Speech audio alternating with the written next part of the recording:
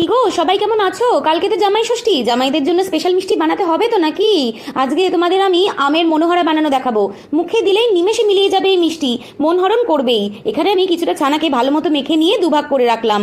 তারপর একটা প্যান বসিয়ে তাতে আগে থেকে ছেঁকে রাখা পাকা আমের পাল্পটা দিয়ে 3-4 মিনিট মতো ভালো করে জাল দিয়ে রাখলাম। তারপরে দিচ্ছি 1 কাপ চিনি, যার যেমন মিষ্টি পছন্দ সেরকমই দিও। আবারও 2-3 মিনিট মতো জাল দেওয়ার পর দুভাগ ছানার থেকে 1 ভাগ ছানা এখানে মিশিয়ে দেবো।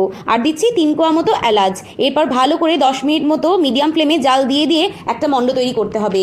সমানে নাড়াচাড়া করতে হবে, না হলে কিন্তু নিচটা ধরে যাবে, পুড়েও যেতে পারে। ব্যাস, যখন দেখবে প্যানের গা ছেড়ে দিয়েছে মণ্ডটা, তখন একটা প্লেটে ঘি মাখিয়ে রেখে নামিয়ে নিয়ে ঠান্ডা করে নেব 5 থেকে 10 মিনিট মতো।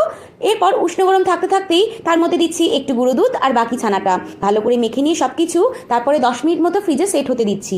এরপর তো লাস্ট স্টেপ, হাতে অল্প অল্প করে ঘি লাগিয়ে নিয়ে গোল গোল লাড্ডুর আকারে গড়ে নেবো সব মিষ্টিগুলো। তারপর গুঁড়ো দুধ মাখিয়ে মাখিয়ে পরিবেশন করব।